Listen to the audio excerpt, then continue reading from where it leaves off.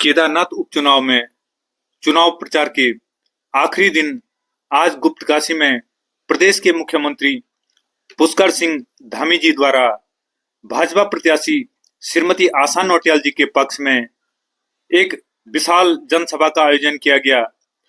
वहां पर प्रदेश के मुख्यमंत्री पुष्कर सिंह धामी जी ने प्रदेश के विकास कार्यों को लेकर भाजपा प्रत्याशी श्रीमती आशा नौटियाल जी के पक्ष में मतदान करने की अपील की। तो देखते हैं क्या रहा आज का ये खास चुनावी कार्यक्रम, जबकि 20 नवंबर को केदारनाथ उपचुनाव में मतदान होना है और 23 नवंबर को मतगणना के साथ ही चुनाव परिणाम घोषित होंगे। तो देखते हैं क्या रहा आज का ये खास कार्यक्रम।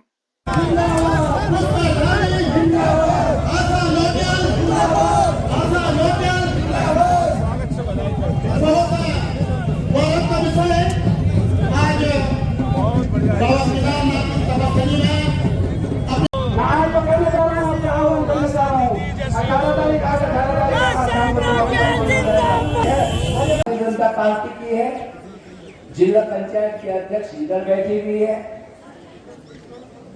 और हमारी राज्य की सरकार भी भारतीय जनता पार्टी की है और केंद्र में भी सरकार भारतीय जनता पार्टी की है।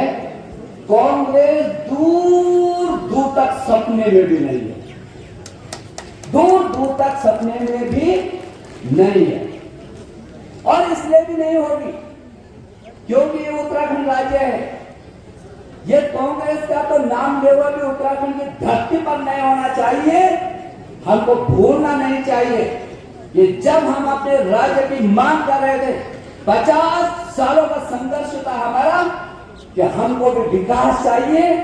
हम देश की दोहरी पंक्ति में देश की सेवा करते हैं, जहां पहली पंक्ति में इस माटी का लाल भारत की सीमा पर खड़े होकर के प्राणों को हथेली पर रख करके राष्ट्र की सीमा पर कुर्बानी देता है, वहां दो विदेशी सीमाओं से गिरे हमारी ये मातृशक्ति सेनानी के रूप में यहाँ उपस्थित रहती है। ऐसे क्षेत्र को, देशभक्त क्षेत्र को हर हालत में अलग राज्य चाहिए, उसको विकास चाहिए। तो इतने लंबे समय से हमारी ये मांग थी, लेकिन आपको मालूम है, आपको सबको मालूम है कि हुआ क्या। मुजफ्फरनगर, मसूरी और खटीमा कांड भूल सकता है उत्तराखंड का व्यक्ति? जरा हाँ ना बोले, भूल सकता है क्या? और जो ये चुपचाप बैठे ये भूलना चाहते हैं क्या? मुजफ्फरनगर, मसूरी, खटीमा कांड को भूल सकता है कोई? कैसे भूल सकता है? जिसके रगों में थोड़ा भी खून रहता हो वो मुजफ्फरनगर, मसूरी और खटीमा जैसे बेभत्स कांडों को नहीं भूल सकता है। और इसलिए वो कांग्रेस जो ये कहती थी कि हमारे शरीर के 2 टुकड़ों पर उत्तराखंड बनेगा, आज वो उत्तराखंड में बड़ी बड़ी बातें कर रहे हैं और इसलिए गुमराह होने की जरूरत नहीं है। ये वो कांग्रेस है जिसने देश को बांटा है, ये वो कांग्रेस है जिसने इस देश पर भ्रष्टाचार का कलंक लगाया है, ये वो कांग्रेस है जो लोगों को गुमराह करती है, छोटी छोटी बातों में उलझाती है। अभी देखिए यहाँ इनके पास काम करने के लिए कुछ नहीं है, बताने के लिए भी कुछ नहीं है। मुझे याद आता है कि यदि इसी क्षेत्र की मैं बात करूं तो जब ये राज्य भी नहीं बना था तब सौभाग्य से उत्तर प्रदेश में पर्वतीय विकास मंत्री था। जब ये राज्य नहीं बना था उत्तर प्रदेश में संस्कृति मंत्री था। तब से लेकर के 91 से लेकर जैसे ही उत्तर प्रदेश में भारतीय जनता पार्टी की गवर्नमेंट आती है उसके बाद से इस क्षेत्र का विकास का दौर शुरू होता है। मैंने चप्पा चप्पा छाना है जाता, यदि इस केदारनाथ विधानसभा को ही मैं देखता हूँ तो कौन सा गांव ऐसा होगा जहां मैं नहीं पहुंचा हूँगा। और तब से लेकर के अब तक और राज्य बनने के लेकर राज्य भी दिया है। तो हम आप आदरणीय अटल बिहारी वाजपेयी जी को याद करना चाहते हैं। अटल बिहारी वाजपेयी के आशीर्वाद से हमको हमारा राज्य मिला है, हमको हमारा राज्य अटल जी ने दिया है। और उस राज्य जो अटल जी ने दिया है, हमारे यशस्वी प्रधानमंत्री जो वर्तमान में हमारे प्रधानमंत्री हैं, उन्होंने कहा कि राजा अटल जी ने दिया है, मैं इसको संभालूंगा। और उन्होंने केदारनाथ में कहा, हमारे घर में हम केदारनाथ के निवासी हैं, कौन देश का प्रधानमंत्री पहले केदारनाथ में आकर के और पूजा अर्चन करता रहा होगा या तपस्या करता रहा होगा? ये तो दुनिया के सबसे बड़े ताकतवर ऐसा नेता लीडर जो नरेंद्र मोदी है, उसका घर केदारनाथ है। इससे बड़ा सौभाग्य हमारा क्या हो सकता है? केदारनाथ के लोग उनके दिल में बसते हैं और केदारनाथ के लोगों के दिलों में इस देश का प्रधानमंत्री नरेंद्र मोदी बसता है। तब कहते छोटी छोटी बातें, अरे कितना काम हुआ है हमारी गवर्नमेंट को, सड़क, चिकित्सा, शिक्षा, जितने क्षेत्र, पुलिया, कितना काम। यदि मैं यहाँ खड़े होकर गिनाना शुरू करूं, हजारों करोड़ के काम हुआ, हजारों करोड़। ये कांग्रेस ने क्यों नहीं किया? इनकी तो बीच में भी यहाँ भी सरकार आई थी, बताएं क्या बाबा को कोई उठाकर ले जा सकता है? कैसी बचकानी बातें करते हैं। ये तो यात्रा में गड़बड़ हो गया। मैं पूछना चाहता हूँ, जब तुम्हारी गवर्नमेंट थी तब कितनी यात्रा होती थी? तो सिर्फ आंकड़े ये बताते हैं कि तुमने तो यात्रा के नाम पर कुछ भी नहीं किया। यदि यात्रा हो रही है तो केवल भारतीय जनता पार्टी की गवर्नमेंट में यात्रा हो रही है या नहीं हो रही है? 20 लाख पिछले साल और इस समय 52 दिन बंद रहने के बाद भी 16 लाख यात्री केदारनाथ आए। बता सकते हो कि तुम्हारे समय में कितने लोग आते थे? लोगों को गुमराह करने की कोशिश हो रही है। छोटी छोटी बातों को लोगों के कानों में डाल करके और घटिया किस्म के राजनीति करने की कोशिश हो रही है। मेरा आग्रह है कि ये चुनाव तो वैसे भी गवर्नमेंट बना रही है, ये तो एक तरफा चुनाव होना है। कौन व्यक्ति हो जबरदस्ती अपने वोट को गड्ढे में फेंकेगा? क्योंकि ये सीट भारतीय जनता पार्टी की है, यहाँ गवर्नमेंट भारतीय जनता पार्टी की है। यदि जितना काम किया है वो बीजेपी ने ही किया, और यदि कहीं काम छूटा हुआ होगा तो हम ही करेंगे और कोई कर भी नहीं सकता है। हम ही करेंगे या नहीं करेंगे? हम ही करेंगे या नहीं करेंगे? आशा नोटल 2 बार की यहाँ विधायक रही है। मुझे मालूम है कि यहाँ पर महिला मातृशक्ति की बैठी हुई है, जहाँ शैला रानी रावत जिनको यहाँ पर पार्टी ने विधायक बनाया, मुझे उनकी भी बहुत याद आती है। वो भी एक योद्धा थी। मुझे याद आता है कि 1992 में जब मैं करुण त्याग से विधायक होता था, तब ये रुद्रप्रयाग और चमोली जिला एक ही होता था। और जब जिला पंचायत की बैठकों में हम होते थे, वो कहती थी जो गड़बड़ है, नहीं गड़बड़ नहीं चलेगा, निशन भाई आपके प्रस्ताव बिल्कुल सही है। वो कांग्रेस को छोड़ करके हमारे साथ खड़ी हो जाती थी। ये उसका व्यक्तित्व था, जो सही है उसको सही है। और तब से लेकर के फिर वो भारतीय जनता पार्टी में आई। भारतीय जनता पार्टी ने उनको सम्मान दिया और जुझारू नेता थी। और इधर मातृशक्ति को सम्मान दिया भारतीय जनता पार्टी ने। ये आज आशा नोटियाल को प्रदेश महिला मोर्चे का अध्यक्ष बनाया, एक को विधायक तो दूसरे को अध्यक्ष बनाया। यह है पार्टी की प्रतिबद्धता मातृशक्ति के प्रति पूरे प्रदेश का। और आज वो यहाँ पर चुनाव में उतरी है। मुझे मालूम है कि हर व्यक्ति के मन में उसके प्रति श्रद्धा भी है, लगाव भी है, जुड़ाव भी है। वो विनम्र है, सक्रिय है, सजग है। उसकी विनम्रता को सब लोग महसूस करते हैं और काम करेंगे। काम तो उसी ने करना है। ये तो गवर्नमेंट उनकी है। अभी मुख्यमंत्री जी आ रहे हैं, मुख्यमंत्री जी से जितने काम यदि बचे हुए होंगे, मैं कहना चाहता हूँ जो लोग इधर उधर की बात कर रहे हैं वो कान खोल करके सुन लो। काम करेंगे तो हम ही करेंगे, बाकी किसी का दम भी नहीं है यहाँ पर काम करने का। दिखाया भी नहीं है, बोल भी नहीं सकते, दिखा भी नहीं सकते। दिखाएंगे तो तब, बोलेंगे तो तब जब कोई काम क्या होगा। और आप चिंता मत करें, पूरी ताकत के साथ जाइए। एक वोट बीजेपी को पड़ना चाहिए था। क्यों नहीं पढ़ना चाहिए? नरेंद्र मोदी आज दुनिया का सबसे शक्तिशाली लीडर हो गया। आज पूरी दुनिया में भारतवर्ष शिखर को चूम रहा है। पूरी दुनिया की आशा का केंद्र बन गया भारत। इससे बड़ी बात क्या हो सकती है? और वो देश दुनिया का सबसे बड़ा ताकतवर लीडर वो हमारे घर का है, हमारे केदारनाथ में बैठता है, हमारे साथ सीधे संवाद करता है। और इसलिए एक भी व्यक्ति, मुझे तो मालूम नहीं, मेरे सामने तो आज तक कोई, मैं कई दिन से घूम रहा हूं, कोई ऐसा बोलता ही नहीं कि नहीं कोई कांग्रेस को या निर्दलीय को वोट देना चाहता है। पहले तो किस जिसका दल ही न हो उसको क्या वोट देना, और कांग्रेस जिसका कोई आधार ही न हो, पूरे देश से जो बिल्कुल सब चुपड़ा साफ हो रहा है, वो तो वैसे भी क्या करना उसने। और उत्तराखंड तो वैसे भी बहुत लक्ष्य करता है कांग्रेस ही। पुष्कर धामी जिंदाबाद, पुष्कर धामी जिंदाबाद, पुष्कर धामी जिंदाबाद।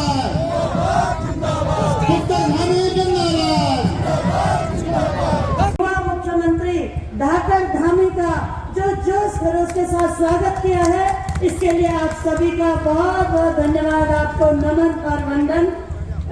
इस बाबा विश्वनाथ की इस नगरी में मैं आप सभी दूर दूर से आए हुए सभी का हार्दिक अभिनंदन और स्वागत करती हूँ। और बंधुओं, निवेदन, मैं केवल निवेदन के लिए यहाँ पर खड़ी हुई हूँ। भारतीय जनता पार्टी ने मुझे बहन शैला रानी रावत के निधन के बाद यहाँ पर अपना प्रत्याशी बनाया है। मैं सबसे पहले बहन शैला रानी रावत जी की आत्मा को शांति की कामना करती हूँ और भगवान भोलेनाथ जी से प्रार्थना करती हूँ कि अपने श्री चरणों में उनको स्थान दे।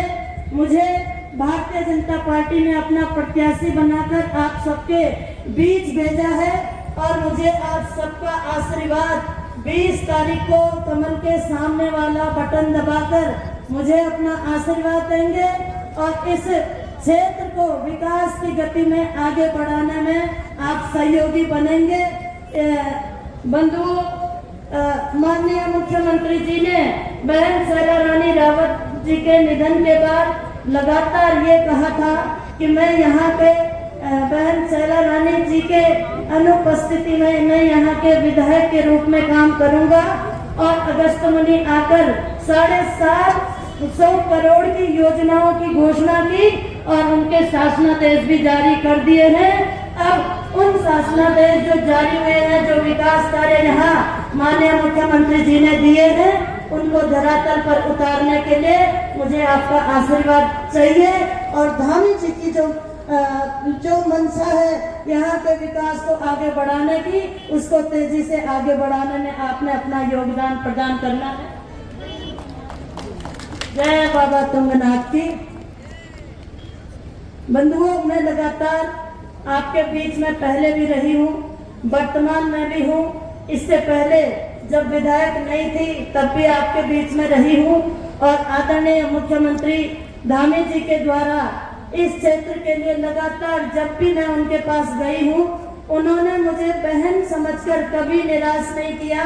और इस क्षेत्र की कोई भी मांग को लेकर मैं उनके पास गई, हमारे किसी भाई को कोई भी जरूरत रही, बहन को कोई भी जरूरत रही, बेटियों की शादी के लिए जरूरत रही, भाई के इलाज के लिए, किसी के इलाज के लिए भी देहरादून में जरूरत पड़ी, तो मैं जब भी आपके पास गई हूँ आपने मेरी मदद की है और मेरे साथ साथ आप सबकी मदद की है। इसके लिए मैं माननीय मुख्यमंत्री जी का बहुत बहुत धन्यवाद करती हूँ, आभार व्यक्त करती हूँ। बंधुओं, कुछ लोग जो हमारे विरोधी दल के लोग हैं, लगातार केदारनाथ भगवान पर हमला कर रहे हैं और लगातार भगवान पर राजनीति कर रहे हैं।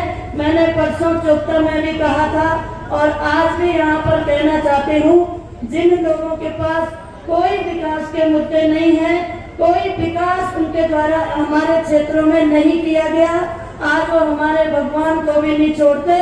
और मैंने कहा था, यही लोग हैं जो पहले राम मंदिर का विरोध करते थे, अब भगवान राम के मंदिर का भव्य निर्माण हो गया, प्राण प्रतिष्ठा मंदिर में हो गई, अब ये केदारनाथ पर राजनीति कर रहे हैं। लेकिन मैं जानती हूँ केदारनाथ की जनता इनकी मंशा को सफल होने नहीं देगी। और 20 तारीख को कमल का बटन इतना दबेगा कि 23 तारीख को केदारनाथ से कमल के फूल खिलते रहेंगे और इस क्षेत्र के विकास को हम सब आगे बढ़ाएंगे। बंधुओं, माननीय मुख्यमंत्री जी से मैं निवेदन भी करना चाहती हूँ कि यहाँ के जो युवा वर्ग हैं, बहुत सारा ये पूरा क्षेत्र हमारा यात्रा से जुड़ा हुआ क्षेत्र है और लगभग केदारनाथ विधानसभा के हर युवा और यहाँ के हर गांव के कोई न कोई केदारनाथ यात्रा में यात्रियों की सेवा के लिए जाते हैं। मेरा आपसे निवेदन है कि यहाँ की यात्रा के लिए हमारे युवाओं को 3 साल के लिए कम से कम टेंट की अनुमति दी जाए, ये निवेदन मेरा आपसे है। और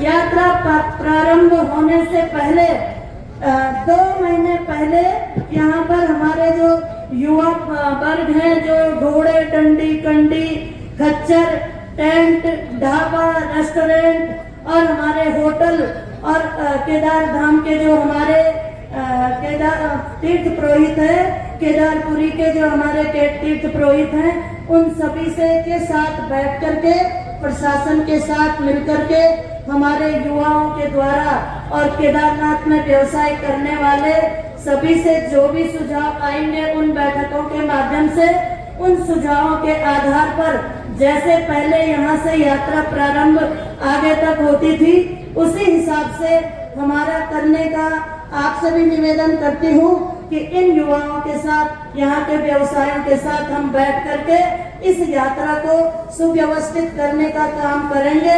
ऐसी मेरी मंशा है और ऐसा मैं आपसे निवेदन भी करना चाहती हूँ। बंधुओं, आज ऑल वेदर रोड होने की वजह से यात्रियों की संख्या इतनी बड़ी है और माननीय मुख्यमंत्री जी के अच्छे प्रबंधन की वजह से यात्रियों की संख्या बहुत अधिक मात्रा में बढ़ी है। हमारा 1-1.5 साल बाद जो ट्रेन कर्णप्रयाग तक आने वाली है, यात्रा तिगुनी और चौगुनी होने वाली है और हमारे इन सभी भाइयों को इस केदारनाथ विधानसभा में ही रोजगार मिलने वाला है। तो हमें अभी से उसकी व्यवस्था भी बनानी है। अपने भाइयों के लिए रोजगार के लिए हमने योजना बनानी है, व्यवस्था बनानी है। मैं आपके साथ हर समय खड़ी हूँ। जब भी आप इस आशा दीदी को याद करेंगे, मैं आपके साथ हमेशा खड़ी रहूंगी। मुझे आपका आशीर्वाद चाहिए और आशीर्वाद कमल के सामने वाला बटन दबाकर भारी बहुमत से आप यहाँ से भारतीय जनता पार्टी को विजय बनाएंगे, विकास को आगे बढ़ाएंगे और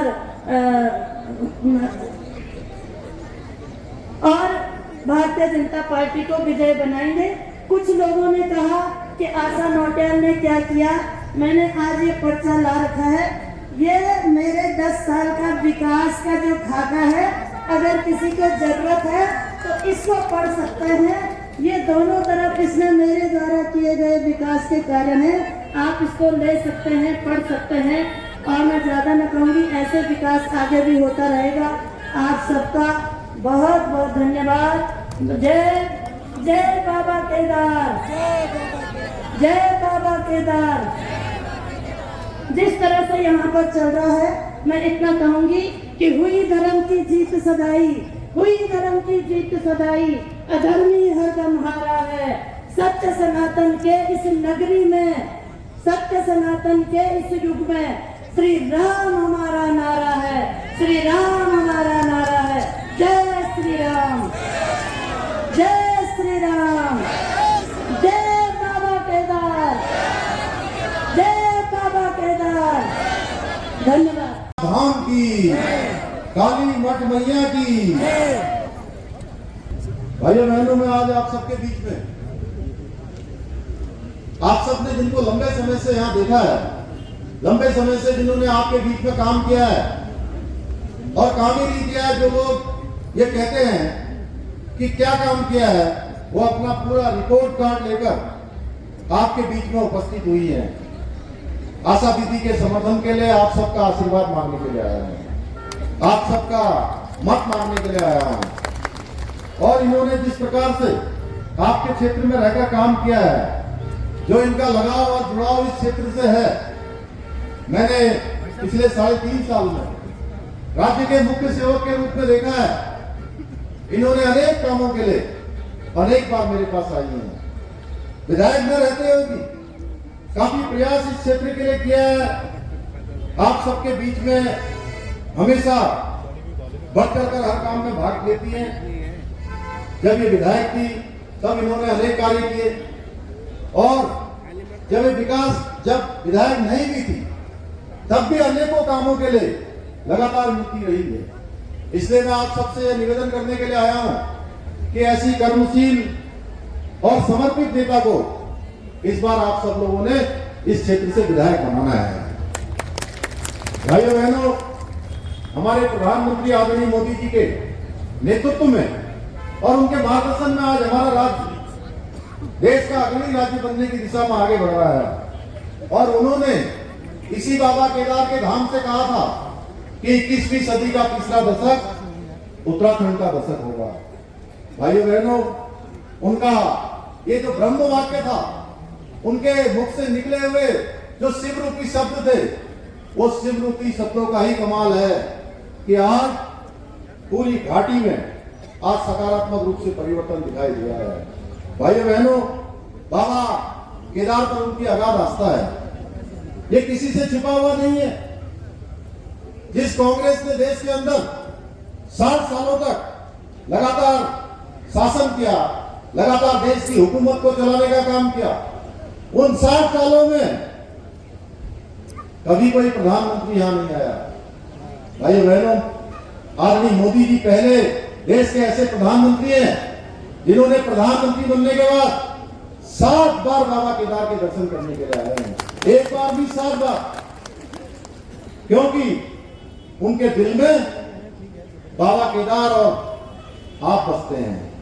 और मुझे पता है कि आप सबके दिल में बाबा केदार के साथ साथ मोदी जी भी बसते हैं। बसते हैं ना? बसते हैं तो जोर से बोलिए, बसते हैं। जोर से बताइए, बसते हैं ना? आदरणीय मोदी जी के मार्गदर्शन और सहयोग से आज पूरे केदारनाथ धाम में अनेक विकास के कार्य करवाए जा रहे हैं। कभी किसी ने सोचा था क्या 2013 के प्रलय के बाद इस प्रकार से केदार धाम आगे बढ़ेगा, इतना सुंदर हो जाएगा? 2000 करोड़ रुपए से भी अधिक धनराशि से आज अनेक पुनर्निर्माण और नवनिर्माण के कार्य वहां कराए जा रहे हैं। हम केवल केदार धाम की बात नहीं करते हैं, बल्कि पूरी केदार घाटी में आदरणीय मोदी जी के इच्छा के अनुरूप विश्व स्तरीय धार्मिक पर्यटन स्थल के रूप में इसको विकसित करने के लिए काम कर रहे हैं। इसलिए पूरी विधानसभा में अनेक पुल, सड़क, खेल मैदान और पार्कों का आज सौंदर्यीकरण किया जा रहा है। विकास कार्यों के साथ ही हमारी सरकार द्वारा अनेक काम, जैसे किसान सम्मान निधि योजना, प्रधानमंत्री गरीब कल्याण अन्न योजना, 3 गैस सिलेंडर रिफिल योजना, 200 यूनिट बिजली फ्री जैसी योजना, अनेक योजनाओं ने आज प्रदेश के लाखों लोगों के जीवन को बेहतर बनाने का काम किया है, उनके जीवन को आगे बढ़ाने का काम किया है। भाइयों बहनों, हम भली भांति समझते हैं इस पूरे क्षेत्र के लोगों का व्यवसाय बहुत हद तक 4 धाम यात्रा से जुड़ा हुआ है। मैं आपको बताना चाहता हूं कि हमारी डबल इंजन की सरकार की मेहनत का ही नतीजा है कि केदारनाथ धाम आने वाले श्रद्धालुओं की संख्या कांग्रेस के समय में जो काफी घट गई थी, अब साल दर साल बढ़ती जा रही है। लगातार उसमें बढ़ोतरी हो रही है। वैसे तो मैं आपको बताऊं, बाबा के धाम में वही पहुंचता है जिसको बाबा बुलाते हैं, लेकिन जब से आदरणीय प्रधानमंत्री जी ने बाबा के धाम के बारे में विश्व के लोगों से आह्वान किया, तब से यहाँ आने वाले श्रद्धालुओं की संख्या में अत्यधिक बढ़ोतरी हुई है। यही कारण है, जब कांग्रेस के समय में यहाँ 1 लाख 2 लाख श्रद्धालु आते थे और पिछले साल लगभग 20 लाख श्रद्धालु बाबा केदार के धाम आए हैं। और इस साल 56 दिन यात्रा कम होने के बाद भी 16,52,000 यात्रियों ने केदारनाथ धाम की यात्रा की है। भाइयों बहनों, ऐसा नहीं है, मेरे से बोलने वाले वक्ताओं ने पहले भी बोला होगा और मैं भी अपनी पिछली सभाओं में बहुत बातें बोल चुका हूं, इसलिए मैं उसको दोहराना नहीं चाहता। बस आप सबसे एक निवेदन करना चाहता हूं कि गलतियां होती हैं और हमसे भी हुई होंगी। हम अपनी गलतियों को मानते हैं और मानते ही नहीं है। अगर कहीं पर गलती होती है तो उसको ठीक भी करते हैं और हमने उसको ठीक करने का भी काम किया है।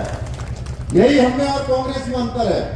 वो गलती पर गलती करते हैं, फिर भी अपने आप को जायज ठहराते हैं। भाइयों बहनों, इस बार चार धाम यात्रा की शुरुआत ऋषिकेश हरिद्वार में भारी भीड़ और पहाड़ में भूस्खलन के कारण कई जगह यात्रा को रोकना पड़ा था। कुछ अधिकारियों की लापरवाही भी उसमें सामने आई, जिसका मुझे खेद है, पर हम आपकी परेशानी को जल्द से जल्द हमने दूर करने का प्रयास किया। उसी का परिणाम है दूसरे चरण की यात्रा हमारी पूरी सफलतापूर्वक संपन्न हुई है। भाइयों बहनों, और इस समस्या को हमेशा दूर करने के लिए हमने काम करने वाले हैं, आगे भी हम काम करने वाले हैं। हम यात्रा प्राधिकरण बनाने वाले हैं और ये चार धाम यात्रा को आगे आने वाले समय में व्यवस्थित तरीके से इसका संचालन हो, उसके लिए हम काम कर रहे हैं। ये प्राधिकरण से जुड़े प्रबंधन से किसी भी फैसले को लेने से पहले हम सभी हितधारकों के साथ, स्टेक होल्डर से, तीर्थ पुरोहितों से, होटल व्यवसायियों से, घोड़ा खच्चर संचालकों से, टेंट आदि का काम करने वालों से भी राय शुमारी करेंगे और कर रहे हैं। इसके बाद लागू होने के बाद यात्रा से जुड़ा कोई भी फैसला हम आप लोगों की सहमति के बिना कभी नहीं लेंगे। इसके साथ ही स्थानीय इकाइयां जो हमारे हक हकूकदारी हैं, उनके अपने व्यवसाय को सुनिश्चित करने के लिए धाम के कपाट खुलने से 2 माह पूर्व ही हम अनुमति देने का प्रावधान करेंगे, जिससे उनको उस समय यात्रा के समय में किसी परेशानी का सामना न करना पड़े। दूसरी ओर त्रिजुगी नारायण, ओंकारेश्वर जी, तुंगनाथ जी, काशी विश्वनाथ जी, काली मठ, कालीशिला, जाट देवता, मंडला माई के ट्रैकों को भी विकसित किया जाएगा। केदार धाम एवं मध्यमेश्वर धाम के कपाट बंद होने के बाद इस क्षेत्र में धार्मिक पर्यटन और आवागमन बना रहे, इसका भी लगातार हम लोग प्रयास करेंगे। बाबा तुंगनाथ जी एवं मध्यमेश्वर धाम की यात्रा, मध्यमेश्वर धाम की यात्रा को भी केदारनाथ धाम की यात्रा की तर्ज पर विकसित किया जाएगा। भाइयों बहनों, इसको निकट भविष्य में संचालित किया जाएगा। भाइयों बहनों, आप कहीं भी आपदा आती है, कहीं भी कोई परेशानी होती है, तो आप सबने देखा होगा कि हम ग्राउंड जीरो पर जाकर काम करते हैं। ये नहीं कि दूर दूर से कोई समीक्षा करते हो, दूर दूर से निर्देश देते हो। आपने देखा 31 जुलाई की रात्रि को जब यहाँ केदार घाटी में आपदा आई थी, उसके तत्काल बाद प्रातः काल 11 बजे आदरणीय भरत चौधरी जी यहाँ बैठे हैं, सतपाल महाराज जी हमारे मंत्री हैं, हम लोग 11 बजे इसी गुप्तकाशी में पहुंचे थे। आज सबके बीच में आकर हमने 16,000 से भी जो यात्री, तीर्थ यात्री यहाँ फंसे हुए थे, उन सबको सुरक्षित निकालने का काम किया।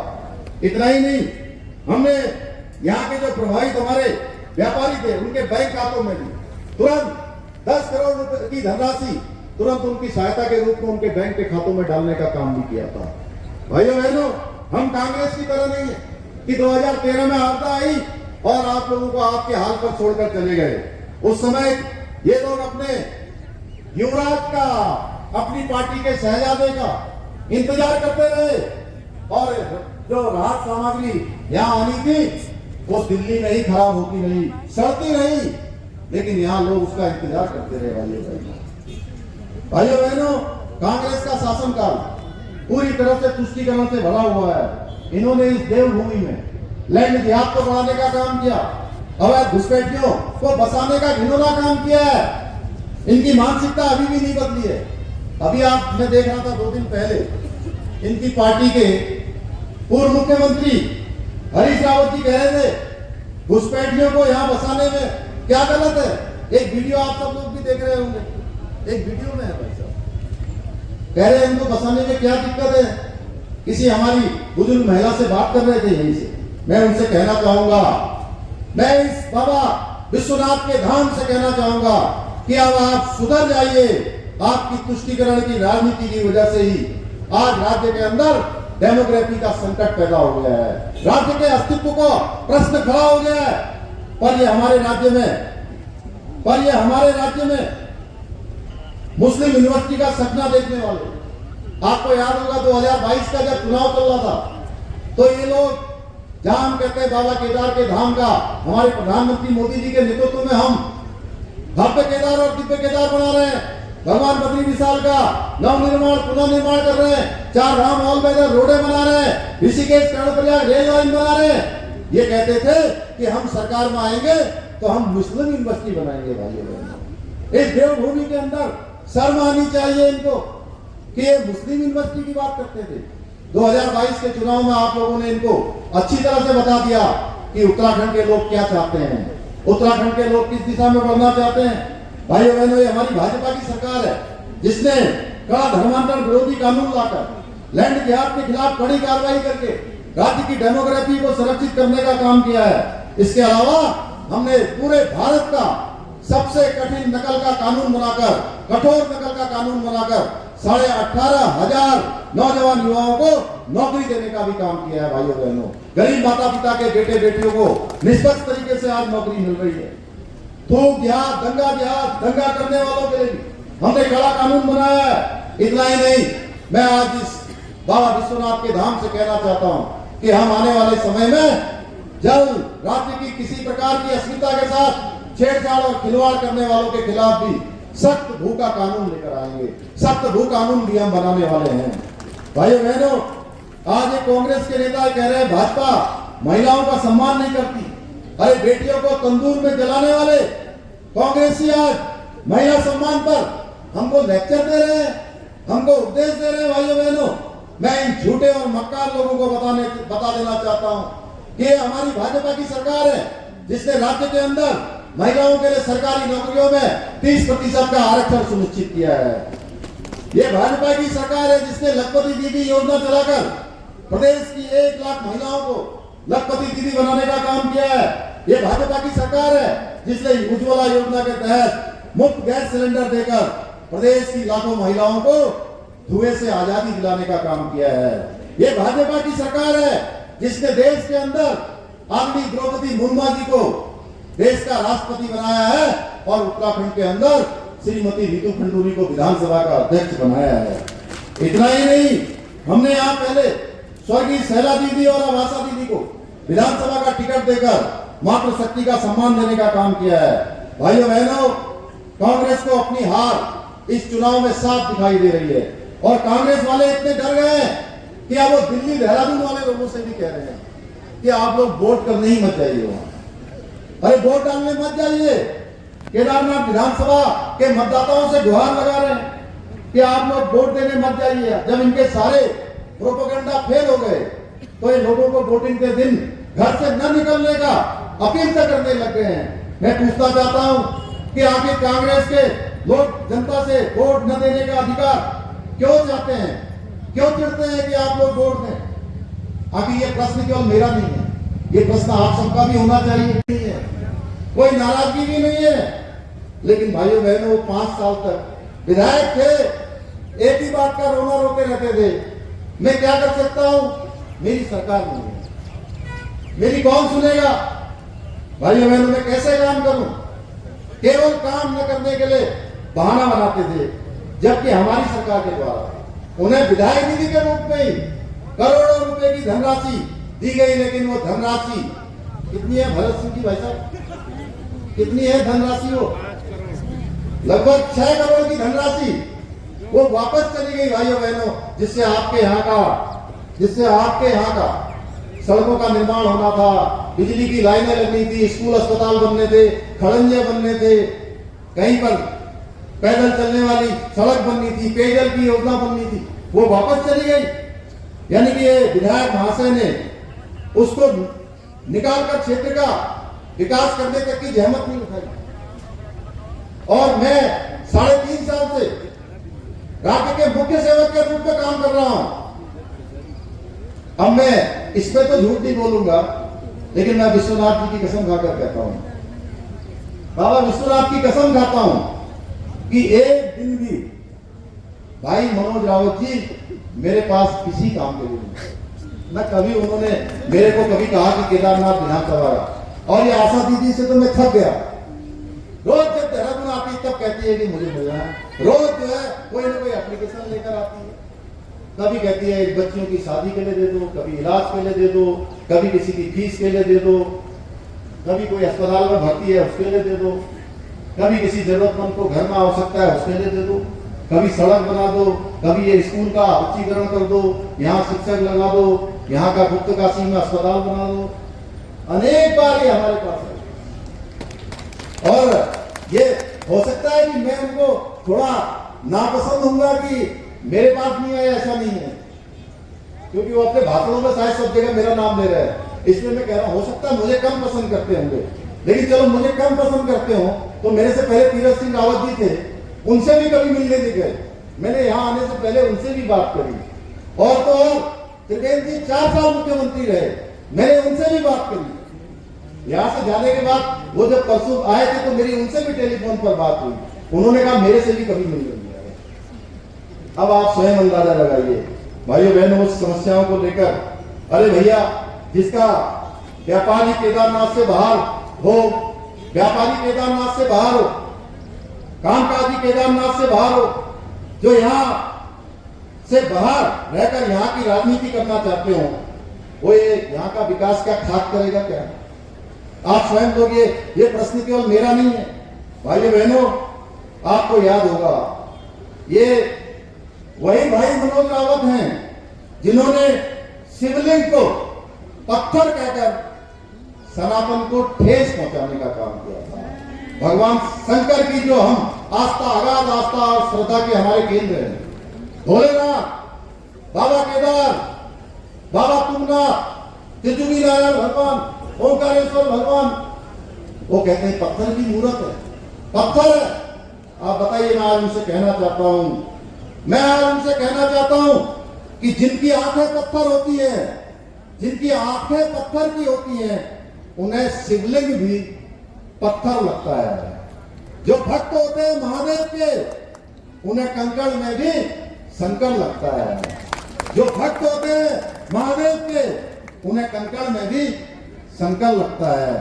इसलिए भाइयों बहनों, इनके किसी बहकावे में आप सबको नहीं आना है, एकजुट होकर भाजपा के कमल के निशान पर वोट देना है। आपको अपना वोट ही नहीं देना है, बल्कि सुनिश्चित करना है कि आपके आसपास नातेदार, रिश्तेदार, परिवार में कोई न छूटे, मिलने वाला, जानने वाला, पहचानने वाला, सबका वोट कमल के फूल पर जाना चाहिए। और हमारे प्रधानमंत्री मोदी जी ने जो यहाँ विकास के अनवरत कामों की झड़ी लगाई हुई है, अनवरत रूप से विकास का पहिया चलाया हुआ है, उस विकास के पहिए को आप सब लोगों को रुकने नहीं देना है, उसको और गति प्रदान करनी है। भाइयों बहनों, बोलिए आप सभी तैयार है ना? केदारनाथ विधानसभा क्षेत्र में कमल खिलाएंगे ना? आशा दीदी को विजय बनाएंगे ना? आपका ये जोश देखकर मुझे पूरा विश्वास है कि 20 नवंबर को होने वाले चुनाव में प्रत्येक बूथ पर कमल खिलेगा। आशा दीदी, आप सबके आशीर्वाद से भारी मतों से विजय प्राप्त होगी। मैं आप सबसे यह बात भी कहना चाहता हूं कि अभी आशा दीदी ने यहां से कहा कि यात्रा के लिए जो टेंट वाले हैं, घोड़े खच्चर वाले हैं, उनके लिए कम से कम 3 साल की व्यवस्था होनी चाहिए। मैं आपको आश्वस्त करता हूं, चुनाव के बाद हम वो सारी चीजें जो आप सबके बीच में से आएंगी, उन सबको हम ठीक करेंगे। और ठीक हम ही कर सकते हैं, हम ही कर सकते हैं ठीक। अगर कहीं कोई कमी है तो उसको हम लोग ठीक करेंगे, उसको अच्छा करेंगे, आप सबसे बात करेंगे। जैसे ही आप सबके बीच में से कोई बात आएगी, आप विश्वास मानिए, हम लोग चाहते हैं कि किसी भी कीमत पर आपको कहीं किसी परेशानी का सामना न करना पड़े। यहाँ पर आप सबका काम अच्छा चले, आप सबका व्यापार अच्छा चले, उसके लिए जो जरूरी होगा वो करेंगे। चाहे हमारे टेंट वाले हैं, चाहे घोड़ा खच्चर वाले हैं, टैक्सी वाले हैं, होटल संचालक हैं, या हमारे तीर्थ सभा के, हमारे केदार सभा के लोग हैं, उनके द्वारा जो भी सुझाव हमको दिए जाएंगे, हम उस पर काम करेंगे। और इस बार हम पहले से कोशिश करेंगे कि कम से कम 2 महीने पहले, यात्रा शुरू होने से पहले, आप सबके साथ बैठक करके हम उन सभी समस्याओं का समाधान करेंगे जो इस बार आई है। मैं इतना ही आपसे निवेदन करता हूँ कि आपका एक एक वोट सीधे सीधे जो आशा दीदी को कमल के फूल को मिलेगा, वो हमारे प्रधानमंत्री जी तक भी उसकी आवाज पहुंचेगी, वहां तक भी संदेश पहुंचेगा कि केदार घाटी के लोगों के मन में मोदी जी भी बसते हैं, उनको ये विश्वास होगा। यही मैं आप सबसे निवेदन करने के लिए आप सबके बीच में आया हूं। मुझे पूरा भरोसा है कि इस बार के चुनाव में, इस बार का ये उपचुनाव ये कोई सामान्य चुनाव नहीं हो रहा है। ये चुनाव केदार घाटी के श्री केदारनाथ विधानसभा, श्री बाबा केदार के धाम के विकास के, अनवरत चलने वाले विकास को गति देने का चुनाव है। उस पर स्पीड ब्रेकर लगाने का चुनाव नहीं है। तो मैं जानता हूं आप सब लोग इस गति को और बढ़ाएंगे, इस विकास को और उन्नति देंगे, इस विकास को और प्रगति की ओर बढ़ाएंगे और कमल के फूल वाला बटन दबाकर भारी मतों से आशा बहन को आशीर्वाद देंगे। इतना ही मैं आप सबसे निवेदन करते हुए, इतनी बड़ी संख्या में आप सब आए और मैं आज सच बताऊं तो बहुत मुश्किल में पड़ गया था। आप सबसे मिलने के लिए मेरे मन में बड़ी इच्छा थी और मैं हमेशा कहता हूं मैं बाबा का अनन्य भक्त हूं। जब जब बाबा जिससे मिलवाना होता है उससे मिलवाते हैं, जिसको केदार धाम बुलाना होता है उसको बुलाते हैं और जिसके लिए उनकी इच्छा नहीं होती है। आज बाबा की इच्छा थी। मैं सवेरे 9:30 बजे, ठीक 7 बजे भाई साहब आपने निशा जी का मुझे फोन आया कि कितने बजे पहुंचोगे तुम। मैंने कहा भाई साहब मैं 11:30 बजे तक पहुंच जाऊंगा। मेरी 9:30 बजे की फ्लाइट है यहाँ से, मैं देहरादून पहुंचूंगा और देहरादून से सीधे यहाँ जाऊंगा 11:30 बजे। और जब मैं 9:30 बजे एयरपोर्ट पर पहुंचा तो वहां मुझे बताया कि आपकी सारी फ्लाइटें कैंसिल हो गई हैं। इतना धुआं लगा हुआ था, इतना वहां पर कोहरा था, लेकिन मेरे मन में तीव्र इच्छा थी और बाबा की भी इच्छा थी कि मैं आपसे मिलूं, अपनी बात आपसे जरूर कहूं। और मैंने सोचा कि आप क्या करूं, मेरठ में हेलीकॉप्टर मंगाता हूं। मैंने कहा चलिए आप मेरठ तक गाड़ी से चलिए भाई। जब मेरठ पहुंचा तो मेरठ में बताया वहां भी पूरा काला हो रहा आसमान, कोई मुर्दे की संभावना नहीं है। फिर मैं मुजफ्फरनगर पहुंचा तो मुजफ्फरनगर में भी यही हुआ, वहां भी काला आसमान। उसके बाद मैंने कहा रुड़की मंगाइए, तो रुड़की में भी काला आसमान। मैं माँ गंगा जो आप ही के यहाँ से अलकनंदा जी, यहाँ से सरस्वती जी निकलकर वहां जाती हैं, वहां पहुंचा और वहां देखा तो ये सारा कोहरा हट गया, सारे बादल छट गए, धूप निकल गई और मैं आप सबके बीच में पहुंच गया। ये इसी तरह से जितने भी जो ये भ्रम है, जितनी शंकाएं हैं, जितना प्रकार का दुष्प्रचार है, मैं आप सबको आज इतनी बड़ी संख्या में देखकर मैं 1.5 घंटे यहाँ लेट से पहुंचा, लेकिन मैं आप सबका जोश और प्रेम देखकर ये कह सकता हूँ कि यहाँ कमल खिलेगा। और कमल खिलेगा तो अभी आप लोगों ने जो दिवाली मनाई है, अभी दिवाली हुई है ना, 1 तारीख को दिवाली थी और दिवाली हम